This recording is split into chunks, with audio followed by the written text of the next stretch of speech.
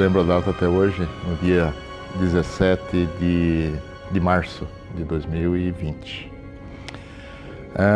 Foi um pânico geral na indústria, né? Porque existia uma incerteza muito grande, a gente não sabia o tempo que isso ia demorar, né? O quanto tempo a indústria ficaria fechada, porque a primeira notícia que veio é que decretou-se, né, um lockdown e que tudo ia ser fechado. Então foi uma corrida, né, para garantir recursos, né, para sobreviver o maior tempo possível. Foi um momento que a indústria estava querendo respirar um pouco, né? O momento antes da pandemia estava uma situação complicada. Aí, a hora que você vê o momento que começa a respirar um pouco, mais uma pancada, a pandemia. E aí veio e agora, né? O que nós vamos fazer? Todo mundo foi pego de surpresa, né? Inicialmente a gente tinha as notícias que chegavam lá, como a pandemia começou na China, né? A gente começou a receber notícia de paralisação por causa de contaminação, mas não imaginava que, primeiro, chegasse tão rápido e, segundo, que fosse demorar por tanto tempo. O foco já deixou de ser a indústria e passou a ser a saúde. Nós tivemos a preocupação aqui no CIESP também de não parar a atividade industrial. Então, São Carlos, inclusive, foi uma das primeiras cidades que criou os protocolos, né, sanitários para que a indústria continuasse em funcionamento. Dentro do CIESP já, né, a gente encontrou aí, a gente tinha que ter acabado de fazer o grupo Alfa 2030, né? E de imediato, conversando com até então o diretor que estava comandando o Alfa 2030, o Sasso, falei, nós precisamos fazer alguma coisa, né, o Sasso? O Sasso, com toda a expertise dele, lógico, procurou normativas internacionais para tratar desse assunto de uma maneira dentro de normas, né? E eu acho que fez isso brilhantemente, né? Nós criamos aí os protocolos que deu um certo alívio para aquilo que a gente estava preocupado que ia acontecer. A indústria, ela tem um ambiente controlado, onde, em geral, sempre as mesmas pessoas estão. Então, é diferente do comércio que entra gente diferente, estranha a todo tempo, tem que estar com a porta aberta, você não tem como restringir o acesso. Então, o comércio realmente fechou, os restaurantes, serviços, né? A indústria, como era um ambiente controlado e visto que você conseguia fazer práticas na indústria de isolamento, uso de máscara, o álcool gel, né? Evitar, todo mundo esparramou o pessoal nos refeitórios, né? Distanciou. Então a indústria conseguiu se manter ativa. Até porque a indústria, em momentos de crise, em momentos de guerra, isso acontece, né? Ela era provedora do material que precisava até para enfrentar a pandemia. As indústrias geralmente são indústrias de porta fechada, correto? Então, ficou mais fácil para que nós obrigássemos a que seguisse essas normativas, né? Esses procedimentos. Tá? Então, isso facilitou um pouco e deu um pouco mais de tranquilidade para o poder público acreditar que a indústria estava controlando toda essa questão do Covid. A indústria ela conseguiu, né, através de negociações com autoridades sanitárias e tudo mais, e usando os protocolos que foram determinados, depois de, eu não me lembro muito bem, mas de 10, 15 dias nós retomamos as atividades. O governo também ele nos ajudou um pouco com relação aos benefícios, né? Ele prorrogou o pagamento de impostos, saiu uma liminar de redução de jornada de trabalho, onde o governo ajudou também pagando parte do salário do funcionário, né? Então isso também foi muito bem-vindo, né, para que a gente passasse aquele período crítico de 3, 4 meses em que praticamente o Brasil parou.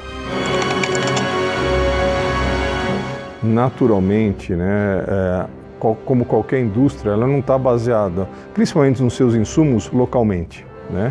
Ela depende de insumos do mundo inteiro. Então, aqueles países, principalmente da China, que tinha aquelas empresas que precisavam dos componentes eletrônicos, toda aquela questão, começou a faltar insumos. A falta de um insumo, praticamente, podia brecar toda a finalização de um produto. No geral das indústrias houve demissões, né? Indústrias que dependia muito do varejo e tal, essas sofreram muito mais. O comércio em si, né, que ficou fechado por um período muito maior, houve demissões.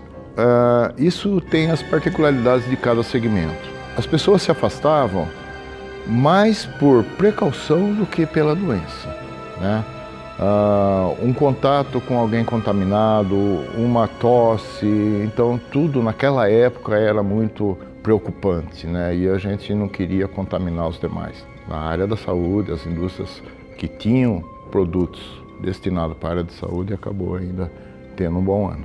Aquelas indústrias que estavam engajadas em combater o Covid ou ligadas a alguma coisa assim, alguns segmentos explodiram. Por exemplo, a indústria ligada à questão da tecnologia, porque todo mundo correu atrás de microfone, de câmera, de equipamento para fazer reuniões, para poder trabalhar online. Roteador, então essa indústria ligada a esse tipo de segmento explodiu, ela teve que trabalhar dobrado. Alguns setores, eles caíram, porque a demanda diminuiu, né? Mas assim, na média, a indústria sobreviveu bem a essa crise, né? Mas nós observamos que em alguns setores a conta chegou. O CIESP ele teve um papel fundamental. O CIESP ele foi um dos primeiros, né, a sentar para definir protocolo, né, de prevenção para a Covid-19. E com os protocolos a gente se sentiu um pouco mais confortável em continuar a atividade, né, de industrial.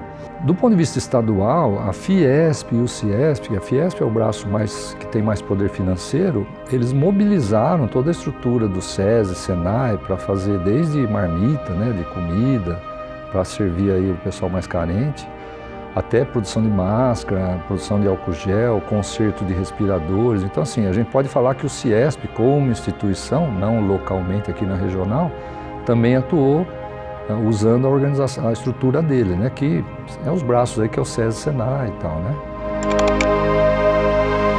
O atraso da mercadoria é uma sequela que ficou da Covid, né. Hoje falta muita coisa, né, depois de 2 anos de pandemia, hoje nós temos muitos problemas, principalmente com eletrônicos. No primeiro semestre de 2022, nós ficamos um pouco mais tranquilos, né? Porque veio a vacina, isso deu uma maior segurança para as pessoas, né?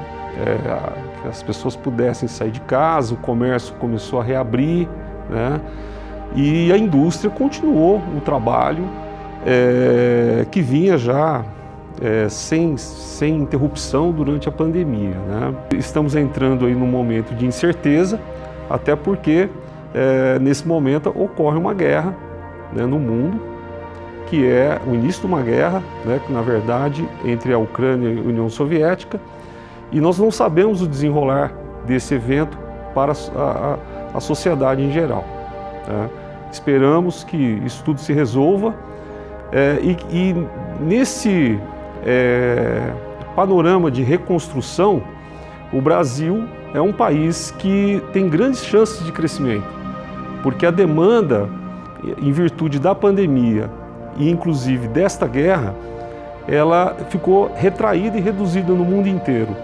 Mas no Brasil a gente tem muita expectativa de crescimento, né, para os próximos anos, inclusive com uma perspectiva econômica bastante grande.